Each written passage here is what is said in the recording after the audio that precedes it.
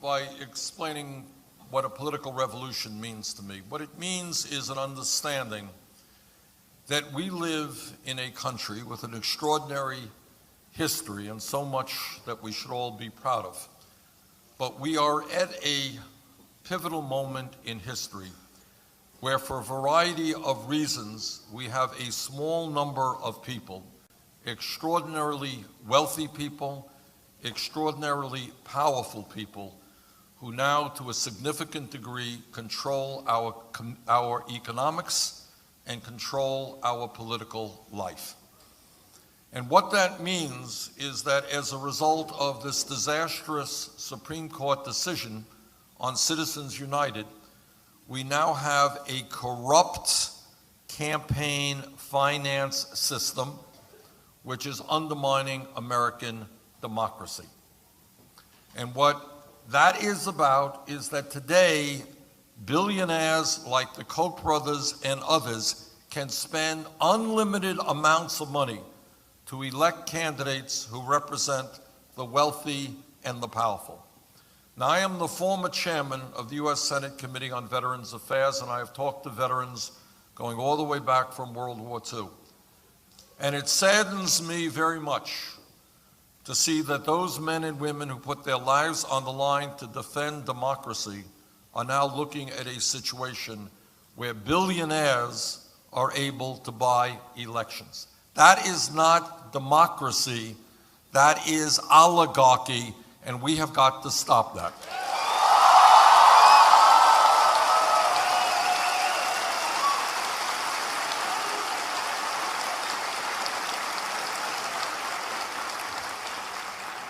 Democracy is not a complicated concept. It really is not. What it means is one person, one vote. You got to vote, and you got to vote, and you got to vote. You want to vote for me, you want to vote against me. That's your privilege. But what democracy is not about is a handful of billionaires in this election cycle spending close to $900 million on elections. All right? And that is why together we are going to overturn Citizens United and move toward public funding of elections.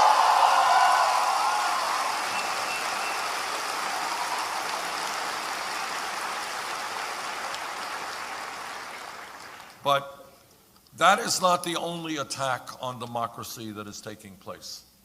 A corrupt campaign finance system is a huge issue that we have got to deal with, but there's another issue going on. And that is all over this country, cowardly Republican governors, including the governor here in Wisconsin,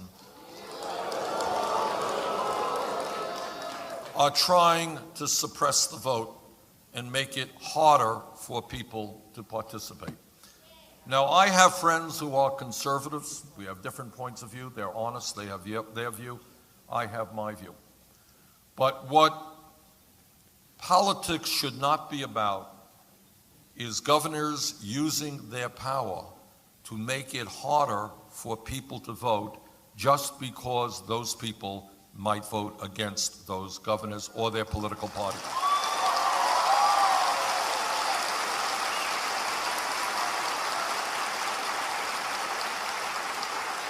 And we're seeing that here in Wisconsin.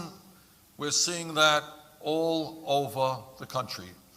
A recent Supreme Court decision which made major changes in the Voting Rights Act law has allowed them to do that.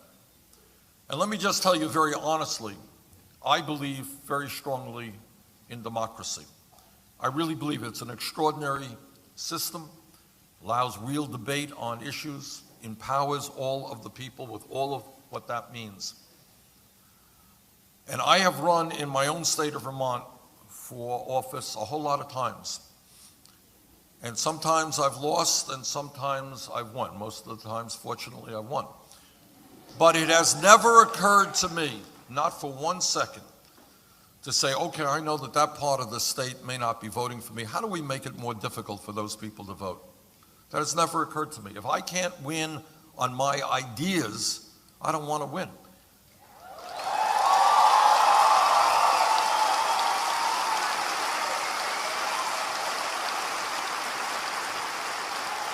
So when you have governors who are making it very deliberately in very deliberate ways, making it harder for young people or old people or poor people to participate in the political process, I say to those cowardly governors, if you can't stand up and win in a free and open and fair election, get out of politics, get another job.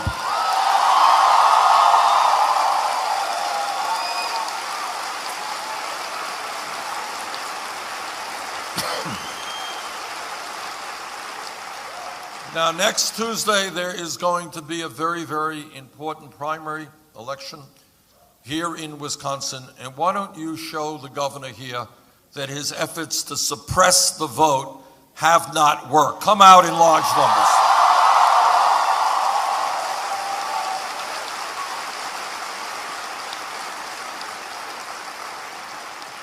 And I'm a little prejudiced about this. We have won 6 out of the 7 last caucuses being held. And we seem to always do well when the voter turnout is high. We don't do so well when the voter turnout is low. So I myself am prejudiced. I like to see a large voter turnout. But this campaign is not only taking on a corrupt campaign finance system and governors who are trying to suppress the vote. It is also dealing with a rigged economy. And by that I mean we have an economy today in America which allows for more income and wealth inequality than any other major country on earth, and it is worse here today than at any time since 1928. And when I speak to young people, what I want to point out to you, and I say this without any joy in my heart, that if we don't get this economy turned around, you will have the dubious distinction of being the first generation in modern American history to have a lower standard of living than your parents. Now, the American dream, as all of you know, and it was certainly the case in my family never had a whole lot of money. My father came to this country at the age of 17 without a nickel in his pocket. He never made any money. But his dream and my mom's dream was to work hard and to see their kids do better, and that was the case. But unless we turn this economy around, you will have a lower standard of living than your parents. You will earn less than your parents. The jobs that you do will pay you less. Your housing situation will be worse. So we have got to turn that economy around, because I am determined not to see the American dream end.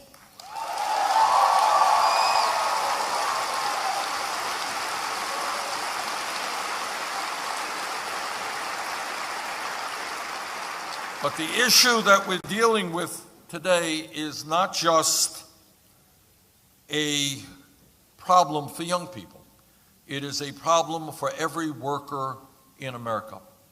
Now, here is the good news. The good news today is that our economy is much, much better than it was 7.5 years ago when George W. Bush left office.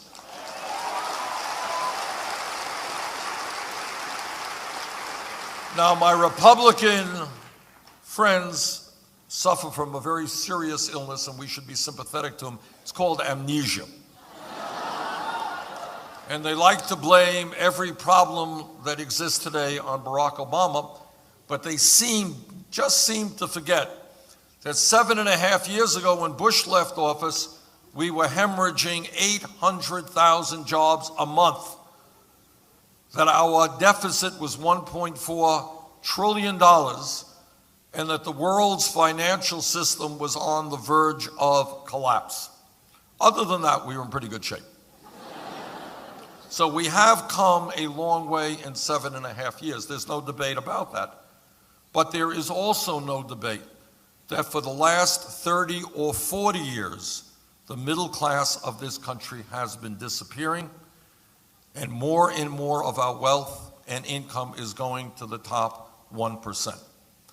In America today, the top 1/10 of 1%, not 1%, 1/10 of 1% now owns almost as much wealth as the bottom 90%. Guys got that?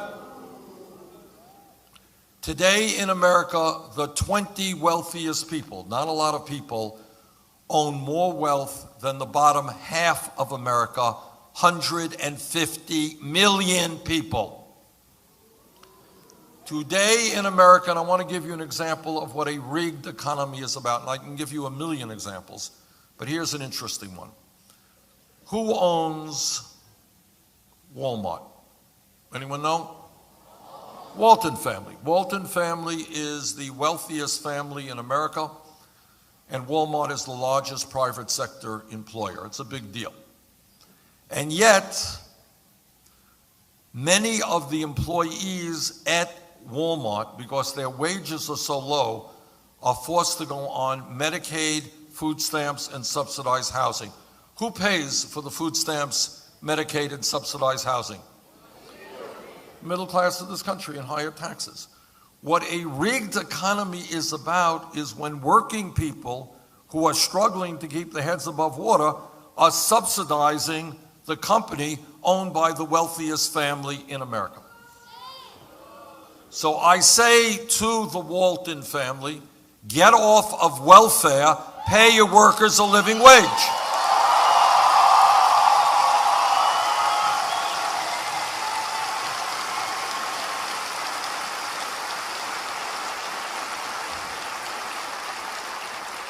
Working families should not have to subsidize the wealthiest family in America.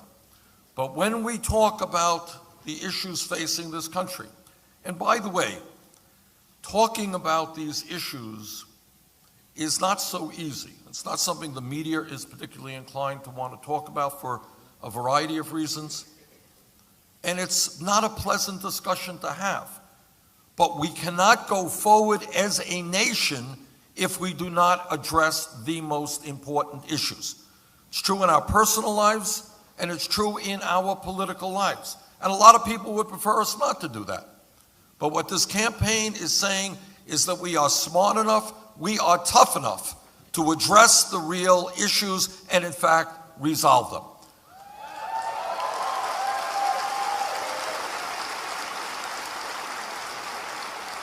So, you got a corrupt campaign finance system, which means that the wealthy are able to buy elections. You got a rigged economy with massive levels of income and wealth inequality. In terms of income, what's going on in America today? What's going on is that we have, in my state of Vermont, in your state of Wisconsin, we have people who are working longer hours for lower wages. You know, for the young people, you won't believe me, but check it out, it's true. There was once a time, not so many years ago, 40, 50 years ago, where one person, in those days usually a man, could work 40 hours a week and earn enough money to take care of the entire family. Older people, am I right? All right. Tell that to the young people. They don't believe it. So the question that we have got to ask ourselves is, with all of the technology out there, right? You're all producing more. Why do we need now two breadwinners, often working crazy hours, and ending up with less disposable income than one breadwinner had 40 or 50 years ago? Think about those issues.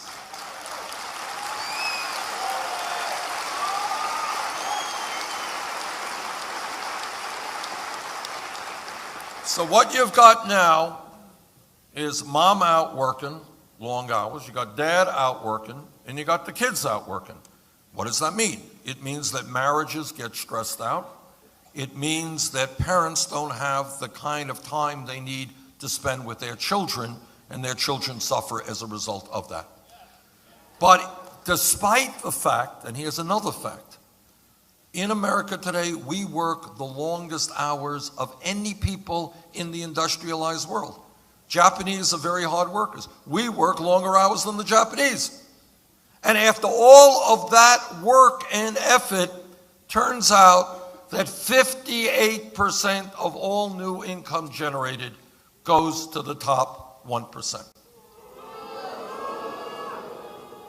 So there you are, an explosion of technology. We produce more, a global economy, the world is closer, And ordinary people are struggling and working longer hours for low wages, and they are scared to death about what happens to their kids, the kind of jobs their kids will have, the housing that their kids will have.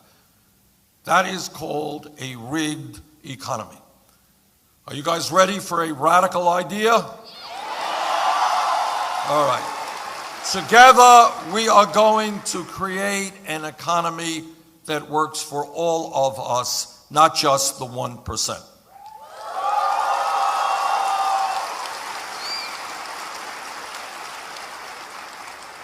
Now, when we talk about the issues facing our country, it is a corrupt campaign finance system, and the danger there is that the wealthy keep electing people who will continue to represent their interests.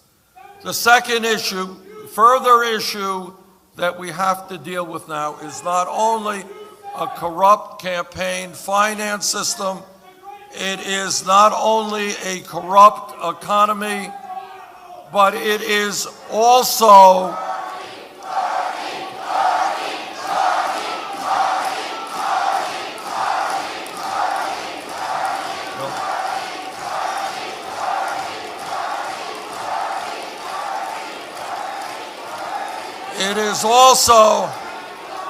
It is also a broken criminal.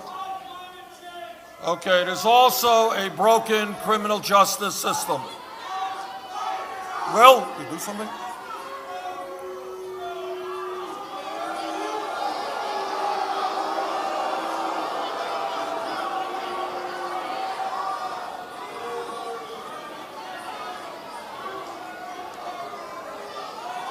Okay, the third issue, or just ignore that for a minute.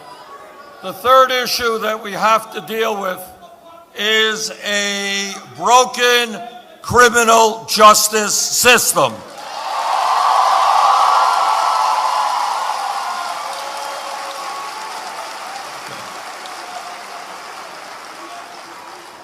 And what that means when we talk about a broken criminal justice system,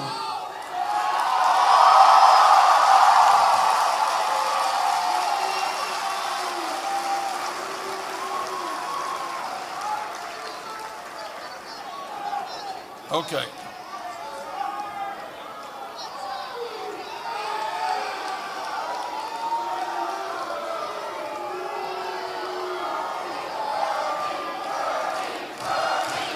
Thank you.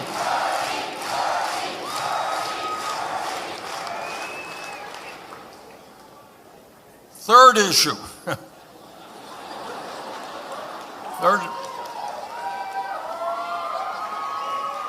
Third issue is we have got to address, which is a very, very serious crisis, is why is it that in the wealthiest country in the history of the world, we have more people in jail than any other country?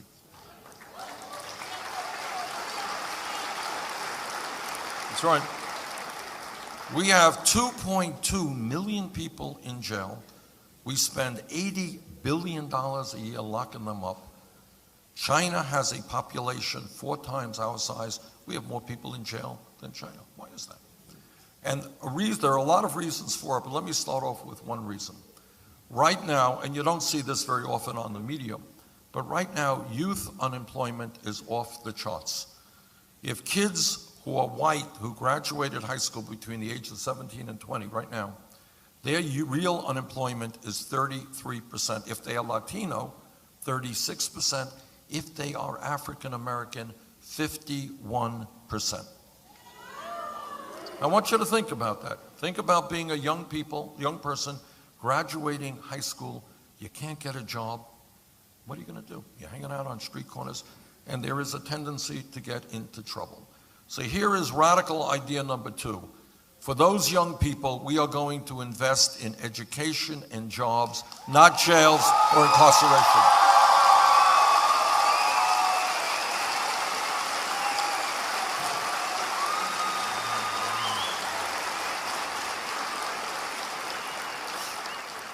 Now, when we talk about criminal justice, what are we talking about? We are talking about police department reform. We are talking about ending a situation where we continue to see on television police officers kill unarmed people, often minorities.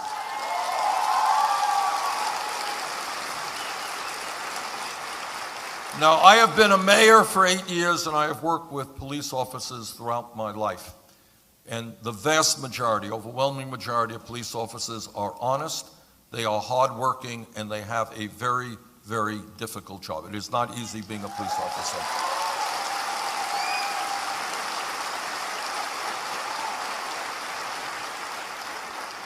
And in fact, I would hope that people in this room will give thought to going into law enforcement, because that's an important area of our society. But at the end of the day, if a police officer, like any other public official, breaks the law, that officer must be held accountable.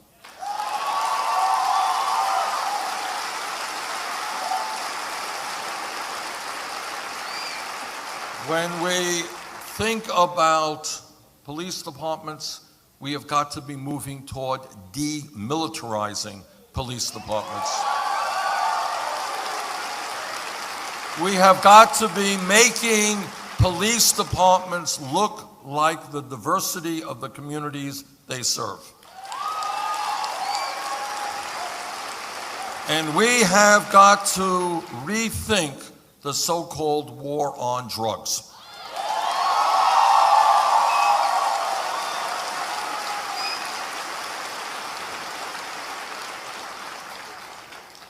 Turns out that over the last 30 years, millions of Americans have police records, criminal records, as a result of possession of marijuana. Today, under the Federal Controlled Substance Act, marijuana is listed as a Schedule I drug alongside of heroin. Now, people can argue the pluses and minuses of marijuana, but very few people think that marijuana is the equivalent of a killer drug like heroin.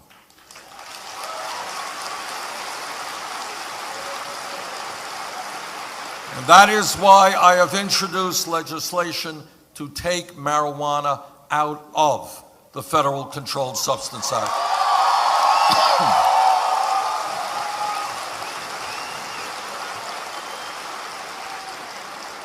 And when we talk about drugs, what I can tell you, that in my state of Vermont, neighboring New Hampshire, and all over this country, we have a growing epidemic of opiate and heroin addiction. This is a major crisis. We are losing people every single day who are overdosing on heroin and other drugs. To combat that epidemic, it seems to me, we should look at drug abuse, substance abuse, as a health issue, not a criminal issue.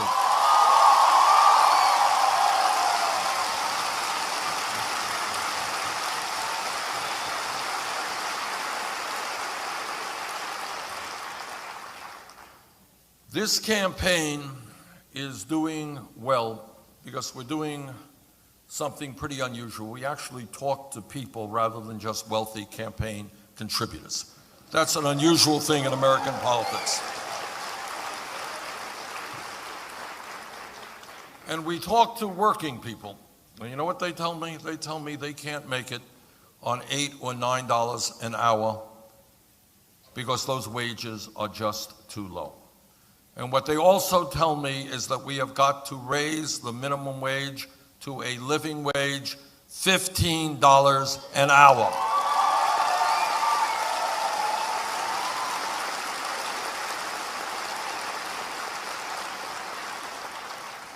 This campaign is talking to senior citizens, and they are telling me they can't make it on $11,000 or $12,000 a year Social Security. Is that right, seniors? Nobody can make it on $11,000, $12,000 a year Social Security. A great nation is judged not by how many millionaires and billionaires it has, but by how it treats the weakest and most vulnerable amongst us.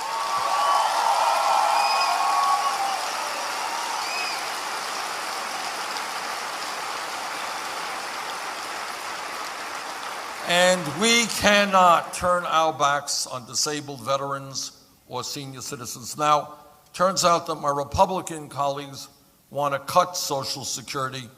Well, I've got some bad news for them. We're not going to cut Social Security. We are going to raise and expand Social Security benefits.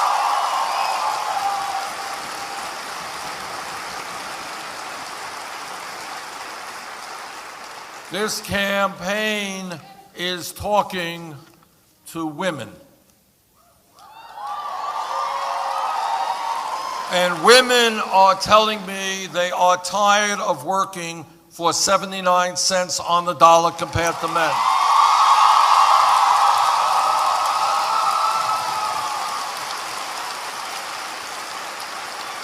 And I know that every man here will stand with the women in the fight for pay equity.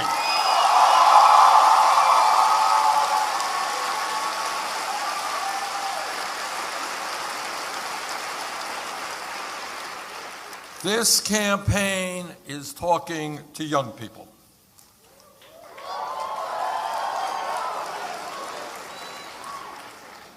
And what young people are asking is, why does it happen that when they do exactly what their parents want and their teachers want, and the whole society wants, and go out and get the best education they can, why are they ending up when they leave school in $30,000, $50,000, $100,000 with student debt?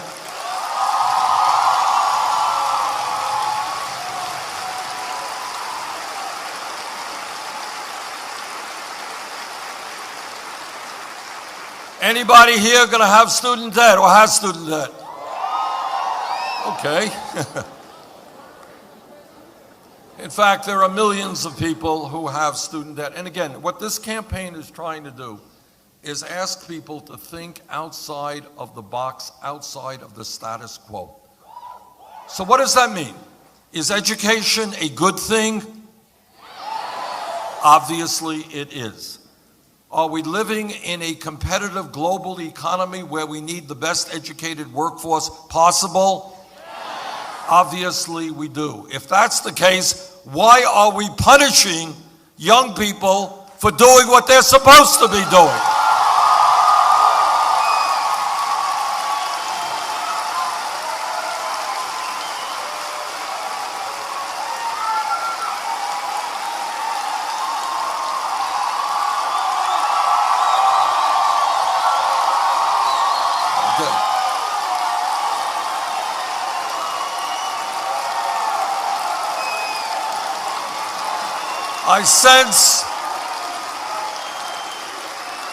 I sense some support for that idea here. All right, but here is the reality. First of all, I have talked to people all over this country. I talked in Burlington, Vermont, my home city, to a woman who wanted to be a doctor, and she did it. She struggled. She went through medical school. She graduated with $300,000 in debt. This is at a time when we desperately need more doctors. Talked to a woman in Iowa, graduated dental school. We have a major crisis in terms of dental care. We need more dentists. Graduated $400,000 in debt.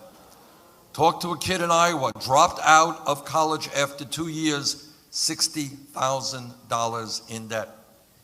Talked to a guy, I don't want to scare you young people. Maybe I shouldn't say, but this guy is 55 years of age. He has been paying off his student debt for 25 years. He is more in debt today than he was when he took it out. Okay? So we got a pretty crazy situation. We are punishing people who need to be rewarded, not punished. So this is what we're going to do. We're going to do two things, all right?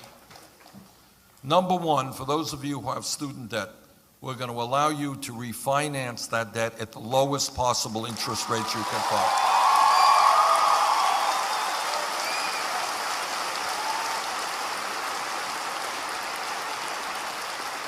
And That will substantially reduce student debt. And second of all, we're going to make public colleges and universities tuition free.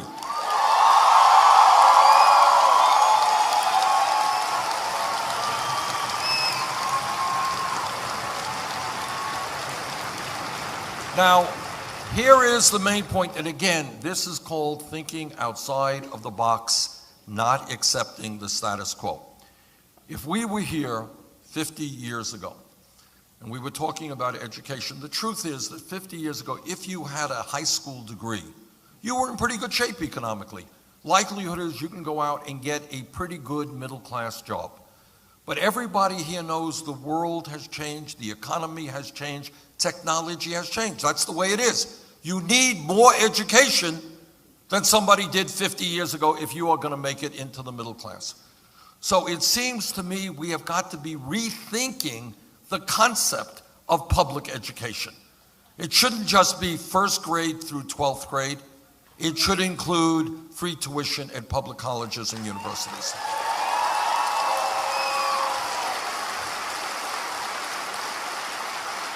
And it should include other things.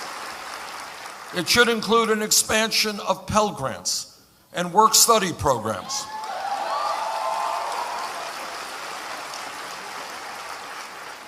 The bottom line of it all is we want the best educated workforce in the world. We want to make it easier for people to get that education, and we don't want to saddle them with debt that they're going to have to be paying off for decades. That's the bottom line.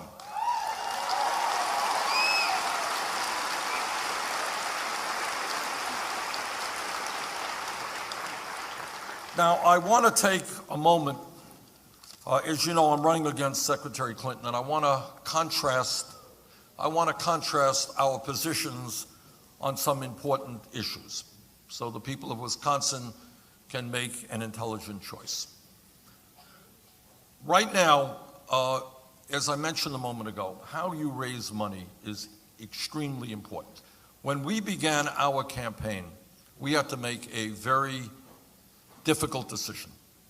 Do we do what every other candidate does and go out and establish a super PAC and raise money from Wall Street and the wealthiest people in this country? And we thought about it for about a tenth of a second, and we concluded, no, we do not represent the billionaire class. We don't want their money.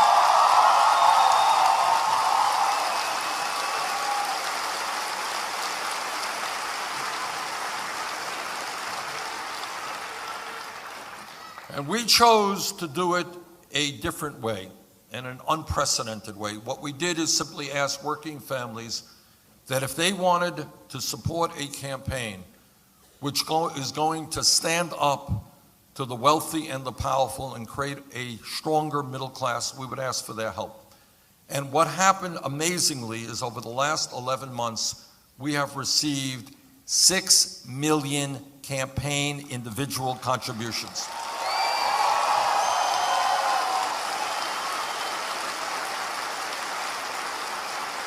That is a greater number of individual campaign contributions than any candidate in American history.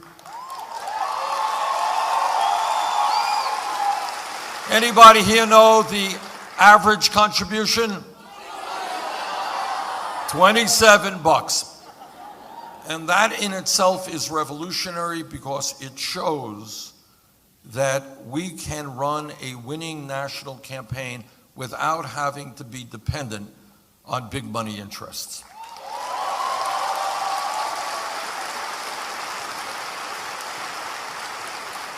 Now, Secretary Clinton has chosen another direction.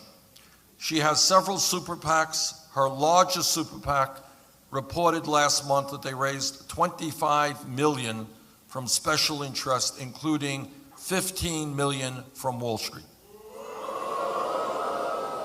In addition, Secretary Clinton has given speeches on Wall Street for $225,000 a speech.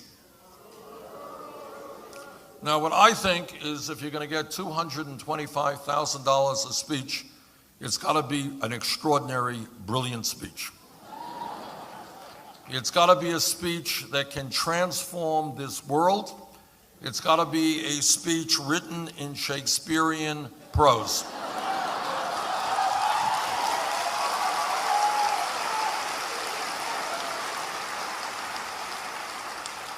And that is why I believe that Secretary Clinton should release the transcripts so the whole world can see that speech.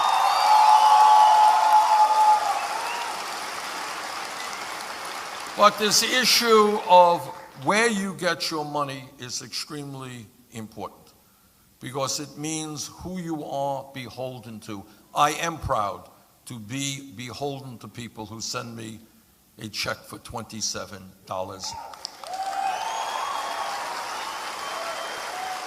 And I am proud not to be beholden to Wall Street or the drug companies or the fossil fuel industry.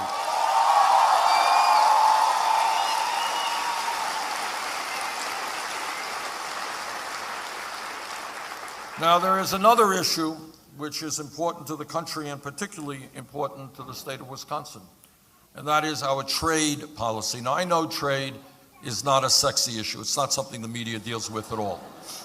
But it's a very important issue, and I think you all understand that. Over the last 30, 40 years, we have had trade policies in this country written by corporate America. And what they have been designed to do is to allow companies to shut down plants in Vermont, in Wisconsin, and all over this country because they don't want to pay workers here $15, $20, $25 an hour. They don't want to pay them a living wage. They don't want to protect environmental rules. They don't want to deal with unions. They'd rather move to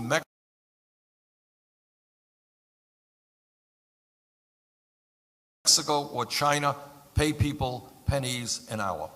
And that is what's happened in Wisconsin, happened in Vermont, and it is happening all across this country. In fact, since 2001, we have lost some 60,000 factories in America.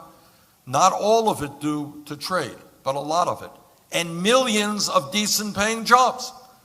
So when you ask why the middle class is disappearing, one of the reasons is a disastrous trade policy that has cost us millions of jobs and forced wages down in America.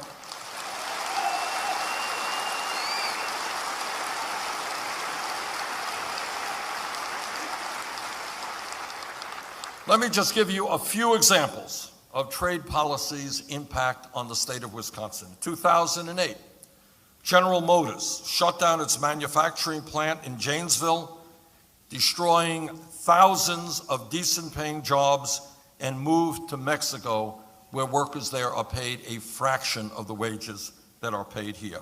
In 1996, Johnson Controls shut down its Bruce City valve plant in Milwaukee and moved to Mexico, where they pay workers 72 cents an hour. Last year, Johnson Controls threw another 277 workers in Milwaukee out on the streets and moved to Mexico, China, and Slovakia.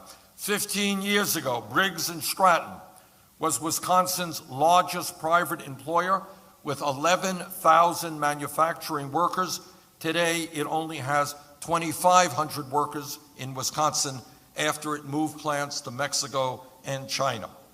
Master Lock and Tower Automotive now employs more workers in Mexico than in Wisconsin. And Rockwell Automation has slashed its union workforce in Milwaukee from 6,000 down to 300 as it moved plants to Mexico, China, and the Dominican Republic. And on it goes. We're talking over a period of years of the loss of tens of thousands of good-paying jobs here in Wisconsin, millions of jobs throughout this country. On all of these trade policies, NAFTA, permanent normal trade relations with China, I not only voted against them, I helped lead the opposition against them.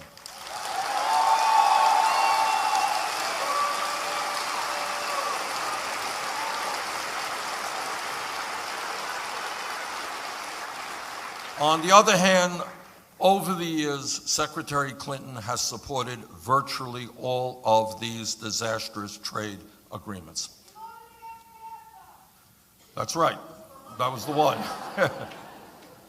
Now, there's another issue that's out there, which is also enormously important, and that is, foreign policy and military policy is one of the very important jobs that a president does.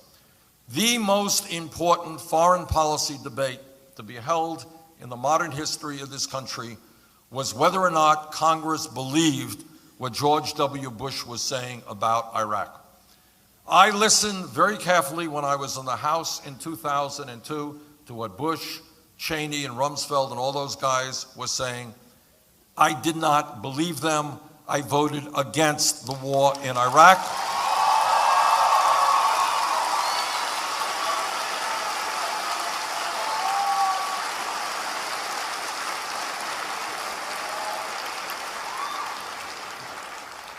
And in fact, if you go to my website, listen to what I said in 2002, and I kind of predicted much of what I thought could happen. Secretary Clinton was then in the Senate. She heard the same evidence. She voted for the war in Iraq, the worst foreign policy blunder in the modern history of America. Furthermore, when we talk about war and peace, let me be very clear. I will do everything that I can to make sure that, number one, we destroy ISIS, but we do it in a way that doesn't get our men and women in the military bogged down in a never-ending, perpetual war in the Middle East.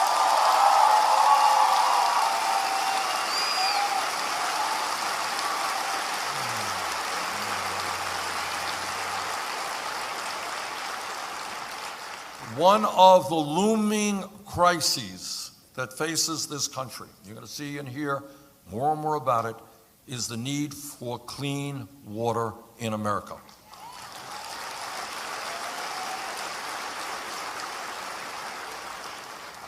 And that is why I am supporting the need to move toward the elimination of fracking in this country.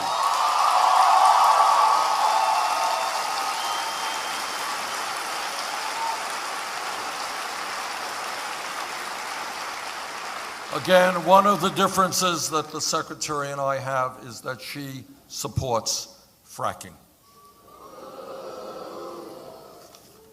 Everybody here knows, or should know, that the way that real change takes place in this country is never from the top on down, it is always from the bottom on up. It is when people stand up and fight back. Right now, we need a massive effort to have the United States government lead the world in combating climate change.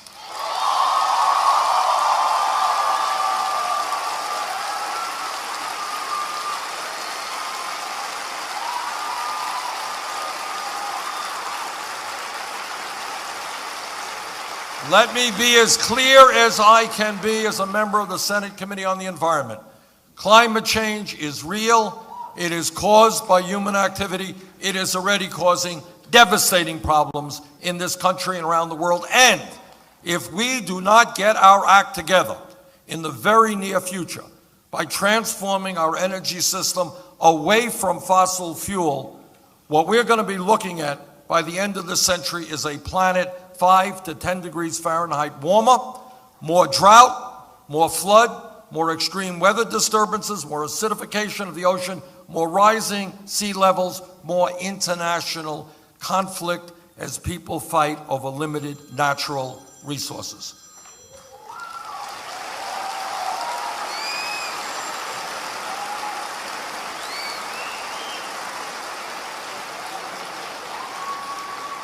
That is not the kind of world that we should leave to future generations. So together, what we have got to do is to tell the fossil fuel industry that their short-term profits are not more important than the future of this planet.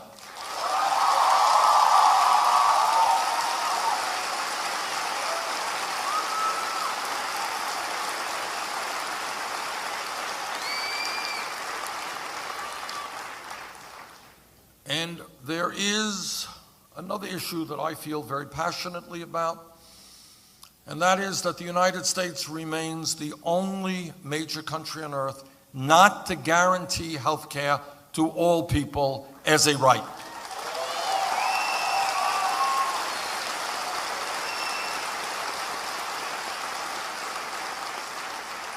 My view as a human being, whether you are poor, middle class, or rich, you are entitled to health care because you are a person.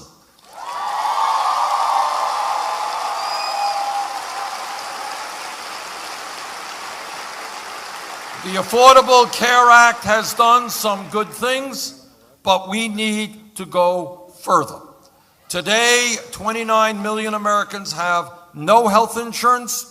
Many others are underinsured with high deductibles and co-payments, and we are ripped off every day by the greed of the drug companies who charge us the highest prices in the world for medicine.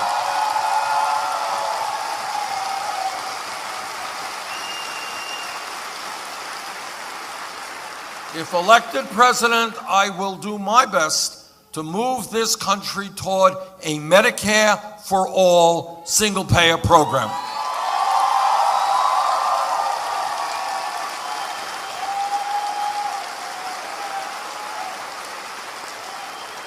And let me also add that right now, in Wisconsin, around this country, you got Republicans giving big speeches about family values. Everybody here know what Republicans mean by family values. What they mean is no woman in this room, in this state, in this country should have the right to control her own body. I disagree.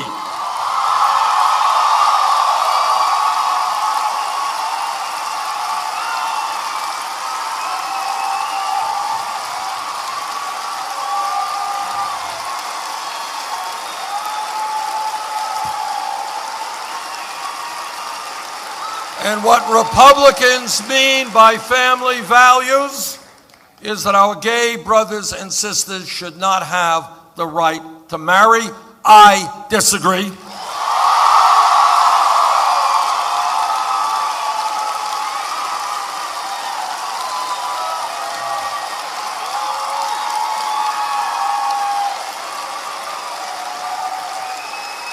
Now, everybody here knows a very important political principle, and that throughout our history and the history of the world, change has never taken place. Real change, not superficial change. Real change has never taken place from the top on down. It has always taken place from the bottom on up. What that means is that throughout history, no matter what the issue is, millions of people look around them and they say, you know what? The status quo is not acceptable. We need change, and we're going to do something about it. If you think about the trade union movement and workers, 100 years ago, 150 years ago, workers had no power at all. They could be forced to work 7 days a week. Their wages could be arbitrarily determined. They could be fired for any reason at all. And workers by the millions said, you know what? We are human beings. We're not animals. We're going to form unions. We're going to collectively negotiate a contract.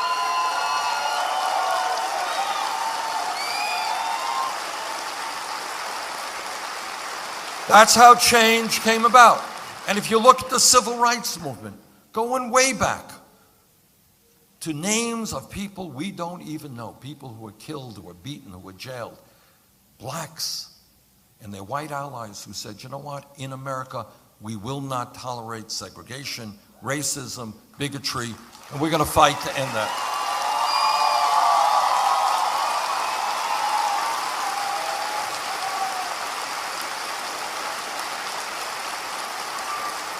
And I want everybody to remember what is often forgotten. 100 years ago, which is no time at all from an historical perspective, women in America did not have the right to vote, could not go to the schools they wanted to go to, could not do the work they wanted to do. 100 years ago. But women and their male allies stood up, fought back. Women went on hunger strikes. They went to jail. Some of them died to say that in America, women will not be second-class citizens.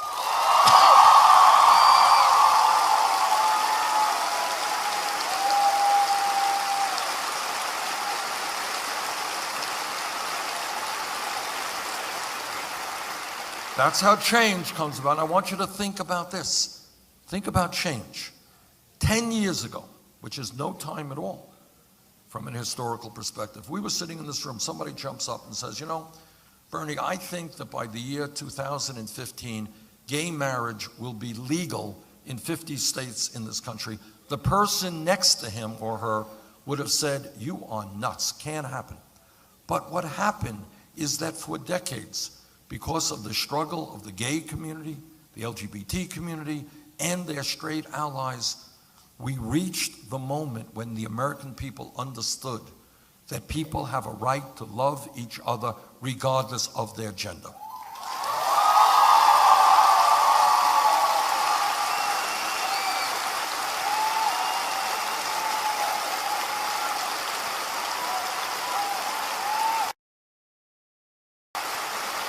That didn't happen from the top on down. Didn't happen because a very, very conservative Supreme Court decided that that was the right thing to do. It happened because millions of people demanded that it happen. And let me give you an even more contemporary example.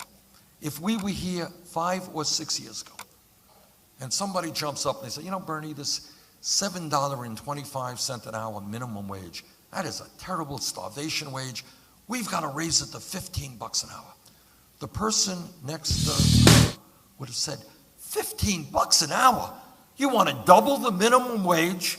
You're crazy. We can't do it. It's impossible. You're too radical. You're thinking too big. 5 years later, Seattle, $15 an hour. San Francisco, Los Angeles, $15 an hour. Oregon, $15 an hour. California, $15 an hour. And if I have anything to say about it, the United States of America, $15 an hour.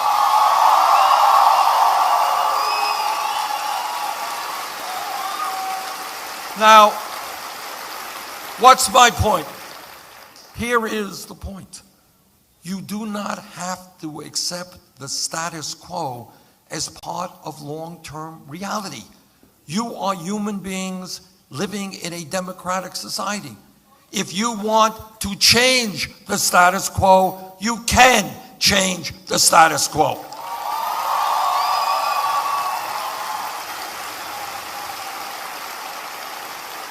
All over this country today, people are looking around and they're saying, this is crazy. Why do we have so much income and wealth inequality? Unacceptable. Why do we have to work 2 or 3 jobs to make a living? Unacceptable. Why do we have the highest rate of childhood poverty of almost any major country on earth? Unacceptable. Why are veterans of this country sleeping out on the street? Unacceptable. Why are elderly people unable to afford the medicine they need? Unacceptable.